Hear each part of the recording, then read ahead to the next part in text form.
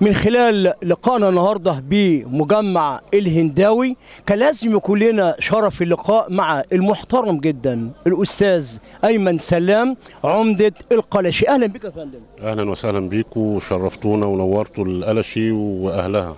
احنا سعداء بوجودك الاول النهارده. واحنا اسعد بيكم وبالناس المحترمه اللي حضرت كلها. النهارده دايما تكريم شخصيه لا يختلف عليها حد في البلد ديت. في ظل هذا التكريم والشكل الجميل اللي احنا شايفينه النهارده، وهذه الشخصيه معروف انها تحت قياده معاليكم، تقولها ايه؟ طبعا الحاج خالد من الناس المحترمه والناس اللي حافظت على عملها باحترام وقام بعمله على الوجه الاكمل، فاحنا كان لازم نكرمه. ودي اعتبر انها لفته جديده ونظره جديده للناس للناس المسؤوله، للناس اللي تحت قيادتهم. فانا كنت حريص كل الحرص اول ما توليت العمده للبلده اني اكون بجانب كل واحد فيهم ويؤدي لكل واحد فيهم حقه. هو يستحق الكثير لأنه هو راجل محترم طول عمره وخدم القرية وخدم الأمن بصفة عامة، فكان لازم لابد إن احنا نقف جنبه ولازم نكرمه ولازم نديه حقه. واحنا بنتمنى إن أي حد يكون في عمله بيأدي عمله باحترام وبيأدي عمله بيقوم بواجبه على الوجه الأكمل، إنه يتقدر من كل القيادات أو من القائد بتاعه ومن القادة بتاعته كلها. فأنا يعني مبسوط جدا وسعيد بالناس المحترمة اللي حضرت، العمد والمشايخ اللي حضروا كلهم. وكان حفل أعتقد إنه هو حاجة جديدة في المركز أو في المحافظة، يعني السنة سنناها جديدة، ونتمنى إن كل واحد يكون عنده حد جدير بالتكريم يكرمه ويقف جنبه. عايز توصل رسالة؟ أنا عاوز أوصل رسالة للمجتمع كله إن رجل الأمن يستحق كل التحية والتقدير من المجتمع كله. وإحنا كلنا ما اجتمعنا إلا خلف القيادة السياسية وخلف الرئيس رئيس عبد الفتاح السيسي، وداعمين لكل القيادة السياسية في البلد، وإحنا تحت أمرهم ورهن الإشارة. كلنا جنود وبلدنا تستحق مننا الكثير. فإحنا عشان خاطر بلدنا وعشان خاطر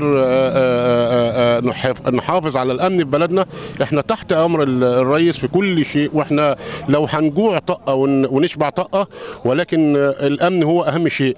فتحيه لرجال الامن وتحيه للجيش وتحيه للقياده السياسيه كلها في مصر، وبشكرهم جميعا كلهم، واحنا خلفهم وتحت رهن الاشاره.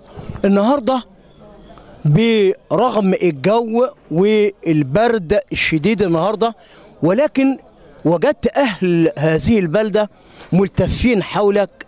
إيه أدوات النجاح اللي حضرتك اعتمدت عليها النهاردة إن أشوفك النهاردة نجم في وسط أهل بلدك بالشكل الجميل ده؟ سيادتك هو حب الناس هو أفضل شيء. إحنا ما حسناش ببرد والله، إحنا حسينا بدفء الناس ودفء المكان وتواجد الناس كلها، والناس اللي من القرى المجاورة، وما اجتمعت كلها إلا لتكريم شخص محترم. والحمد لله الحمد لله، حب الناس هو النجاح وهو الدافع للنجاح.